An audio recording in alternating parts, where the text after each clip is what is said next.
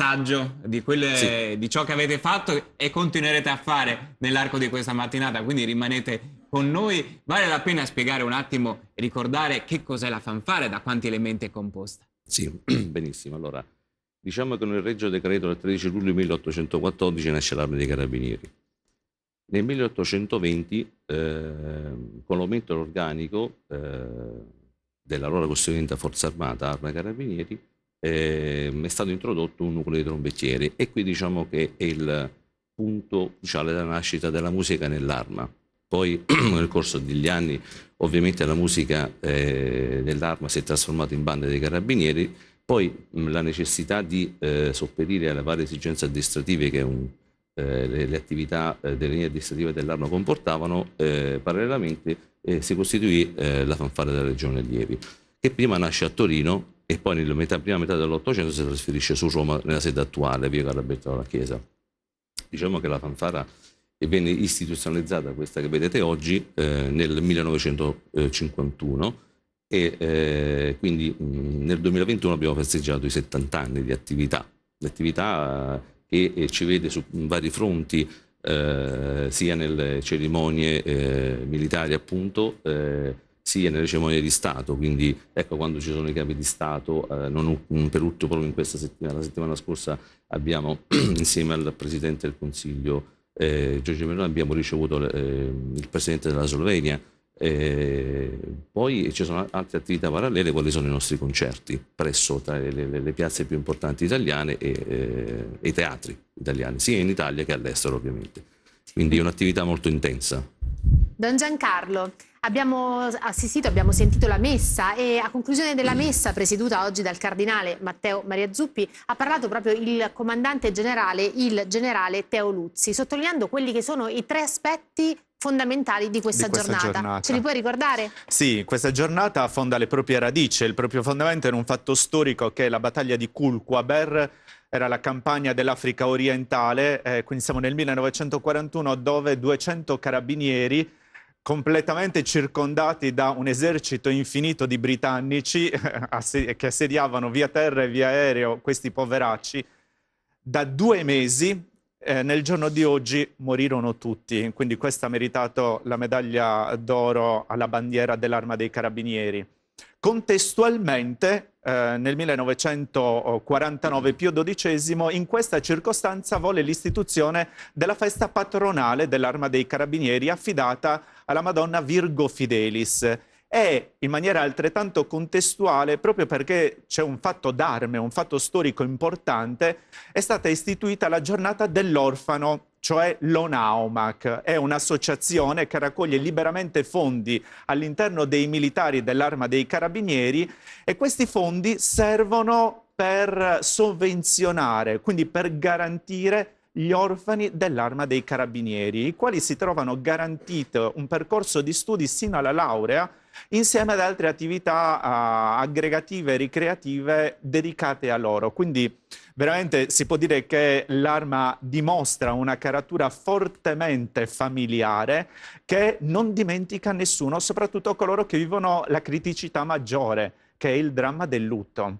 Il legame con la Virgo Fidelis, patrona dell'Arma dei Carabinieri, si esprime probabilmente ancora di più in quello che è l'inno alla Virgo Fidelis, quindi io lascerei come dire, la parola e la bacchetta al maestro. Grazie. Che prego di raggiungere la nostra postazione per ascoltare la fanfara della Legione Allievi Carabinieri di Roma nell'inno alla Virgo Fidelis.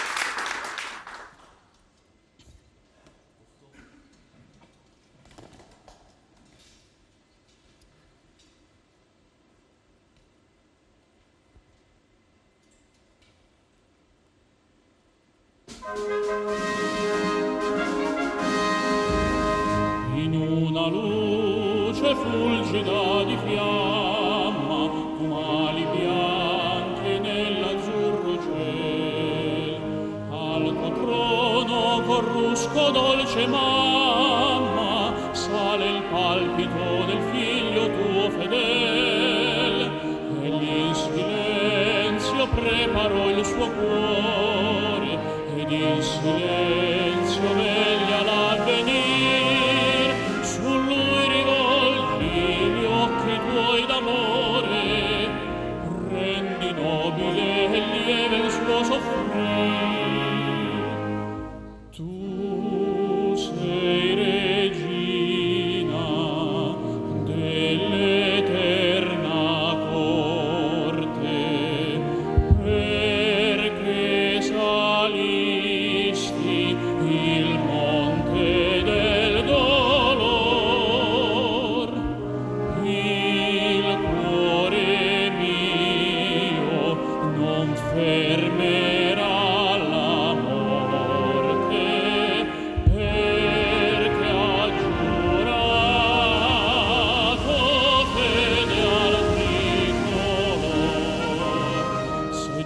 baleni il simbolo d'argento sulla mia fronte raggi guizzerà e la bandiera a raffiche di vento nel tripudio di luce ondeggerà allor perdente dalle tue legioni un grido solo a te si leverà o nostra stella che nel ciel risuoni giuramento d'amore e fedeltà tu sei regina dell'eterna corte perché salisti il monte del dolor il cuore mio non fermerà la morte perché ha giurato fede al tricolore.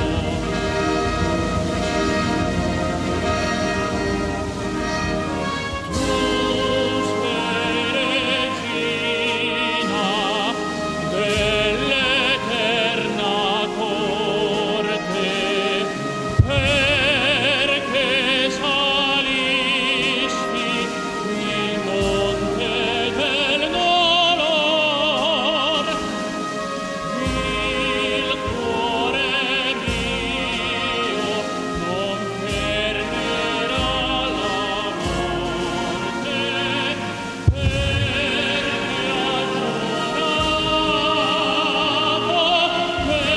giurato fede al tricolore.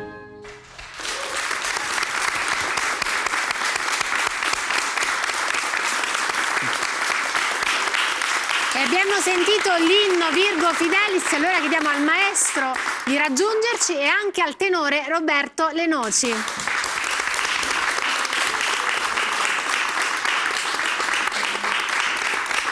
Grazie, prego. Grazie, accomodatevi. Benvenuto anche Roberto Lenoci. Sì. Cosa vuol dire far parte della fanfara dei Carabinieri? La fanfara dei Carabinieri è un'istituzione, rappresenta l'istituzione in Italia e quindi per me è comunque un onore farne parte. In più, accompagnando il tutto con la musica, diventa ancora più emozionante. Una passione quella per il canto che quando è nata? Nata sin da quando ero ragazzo, ascoltando brani lirici e anche musica classica sinfonica e appassionandomi man mano della musica lirica, ho iniziato a studiarla e tuttora ancora continuo a studiare e ad approfondire questo difficile strumento che è appunto il canto lirico, la voce, che è sempre in fase di evoluzione e di cambiamento, quindi è sempre una ricerca continua.